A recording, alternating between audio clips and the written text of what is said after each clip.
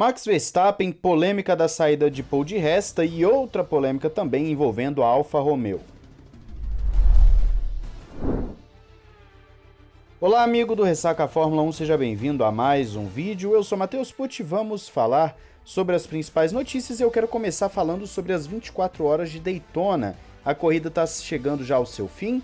Eu vou deixar o link para você que não está conseguindo acompanhar aí na descrição. Algumas pessoas tentam entrar e falam que é só para os Estados Unidos, outras estão conseguindo assistir. Eu estou conseguindo assistir aqui, eu vou deixar exatamente o link que eu estou usando, que é o link oficial, inclusive, para você acompanhar. Aqui no momento da gravação do vídeo estão faltando 3 horas e 30 para acabar a corrida. Você, não sei exatamente quando vai ser postado, se eu vou conseguir postar esse vídeo em 1 hora, 40 minutos, não sei. Mas de qualquer forma, você vai ver aí o finalzinho da corrida, o que é bem legal, tá um momento de bandeira amarela agora por conta de um acidente, mas a corrida tá interessante. Para quem não sabe, a INSA, que é a categoria que tá tendo as 24 horas de Daytona, é o campeonato de endurance dos Estados Unidos, e estão estreando os carros novos, os hipercarros, carros híbridos, etc.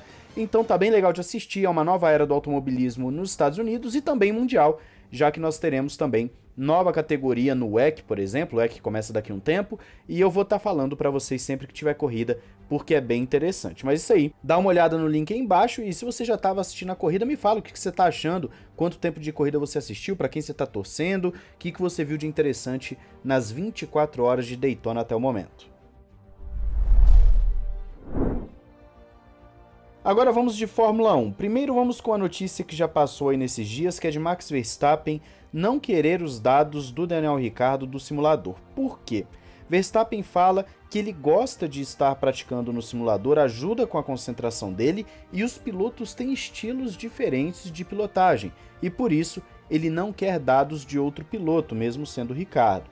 Ele prefere fazer o seu trabalho sozinho e por mais que seja cansativo passar horas e horas, ele gosta e o ajuda. O Helmut Marko também falou que vê com bons olhos, tem até aquela informação que o pessoal falou muito recentemente, que o Verstappen está instalando um simulador no seu jato, para também manter ali treinando, manter em dia o seu treinamento e o seu foco. Então o Verstappen é um cara que gosta desse período de simulador, é um cara que gosta desse tipo de atividade, e ele não quer outra pessoa passando os dados para ele, ele mesmo quer fazer o desenvolvimento do carro. Então, esse é o Max Verstappen, quero saber se você acha legal esse lado do Verstappen, ou se pra você tanto faz, não interessa muito. Diz aí.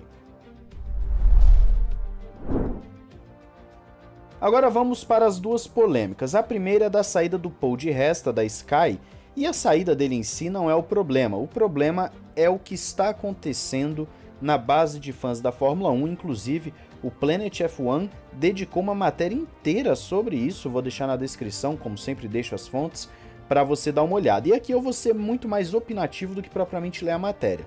A matéria fala que os comentaristas estão passando por um momento difícil porque a fanbase da Fórmula 1 se tornou algo um pouco difícil de lidar, principalmente no que diz respeito a Lewis Hamilton e Max Verstappen. Então, se você dá uma opinião falando, por exemplo, que um piloto foi bem, que o Verstappen foi bem, a fanbase do Lewis Hamilton cai matando e aí você passa a ser parcial. Se você fala o contrário, aí a outra fanbase fala também que você está sendo parcial para outro lado, tendencioso. Você não pode mais defender uma atuação, um piloto, você não pode mais falar que um acidente, por exemplo, como foi no Brasil, é um acidente de corrida, você não pode mais falar que era para o Hamilton ter dado mais espaço, que era para o Verstappen ter dado mais espaço, enfim. Você automaticamente se torna parcial, e como as coisas tomam uma proporção muito maior hoje em dia por conta de redes sociais, etc., os comentaristas estão sendo massacrados por conta dessa fanbase, e é algo que já acontece no futebol, por exemplo. Nós sabemos que no futebol, se o cara fala que foi falta contra o seu time, automaticamente ele é tendencioso, o juiz está roubando porque matou falta, esse tipo de coisa. O problema aqui é que sim, está indo por esse lado. Tanto é que eu brinco aqui com vocês no canal, né, de que eu sou mercedista, eu sou taurino, e eu até fiz aqui uma enquete no YouTube, no Instagram e no Twitter, e curiosamente, em duas plataformas deu Red Bull por pouco, e na outra deu Mercedes por pouco, ou seja, as pessoas têm visões diferentes, e em algum momento me chamam de taurino, de mercedista, mas isso mostra o quê? Mostra que as pessoas que às vezes torcem para uma equipe ou para um piloto em específico, elas não aceitam um elogio ao rival, elas não aceitam uma crítica à equipe ou ao piloto favorito, e isso vai tornando as coisas cada vez mais insustentáveis e chatas até. Você está aqui dando uma opinião, tentando embasar a sua opinião em algo. O pessoal que acompanha o canal, por exemplo, sabe aqui que eu mantenho uma postura de que 99% dos acidentes são coisas de corrida, nós não devemos punir, não é necessariamente o cara tentou matar o outro, tentou tirar o outro da corrida, etc. Mas na internet a gente sabe que você precisa criar uma história, né? Se bateu o carro é porque então o outro é mau caráter, ele estava querendo matar o adversário e esse tipo de coisa. Nós sabemos que existe um drama que todo mundo quer pagar de defensor da virtude, de pessoas extremamente corretas, enfim, se depender dessa galera nem ultrapassagem mais tem, porque ultrapassar é uma falta de respeito. E eu fico triste por ver que o Paul di Resta estaria saindo mais por esse motivo do que propriamente por ele ser um, sei lá, mau comentarista. Eu não sou um fã do Paul di Resta, mas acho que ele faz minimamente decentemente o seu trabalho.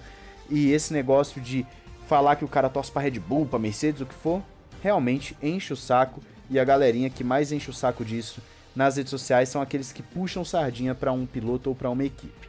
Enfim, é triste ver isso e eu quero saber a sua opinião aí nos comentários. Agora vamos para uma polêmica que é menos, vamos dizer, opinativa e mais concreta mesmo. A Alfa Romeo anunciou uma nova parceira e inclusive me pediram para comentar sobre isso aqui no canal, que é uma parceira de criptomoeda e é uma casa de aposta baseada em cripto, a Stake. Eu confesso que não conheço, não sei, nunca ouvi falar, estou ouvindo falar agora que a Alfa Romeo assinou com eles, só que as pessoas nas redes sociais estão infelizes com essa contratação da Alfa Romeo porque é uma casa de apostas.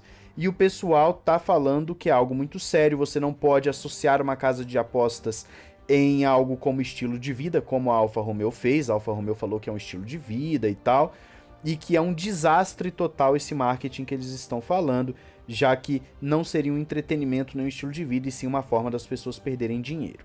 E aí entra a polêmica pelo seguinte: a casa de aposta existe, só que aposta nela quem quer.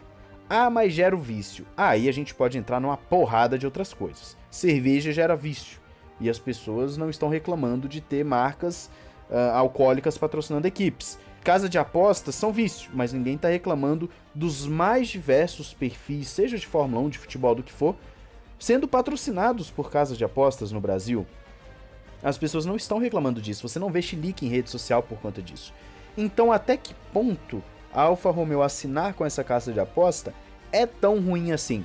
É claro que eu, Matheus, não faço propaganda aqui no canal de casa de aposta porque eu não gosto, eu acho que é uma coisa que não é viável e pra mim não vou fazer. Vocês não me veem aqui fazendo propaganda de casa de aposta e vou ser muito sincero com vocês, eu recebo toda semana proposta das mais diversas casas de apostas pra fazer aqui no canal.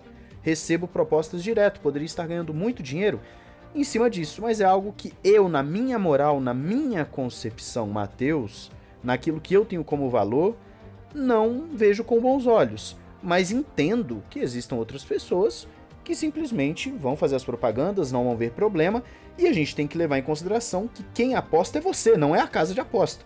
Ela não tá te obrigando a apostar, você que vai lá e bota seu dinheiro. Você é um adulto responsável pelas suas ações, até onde eu sei.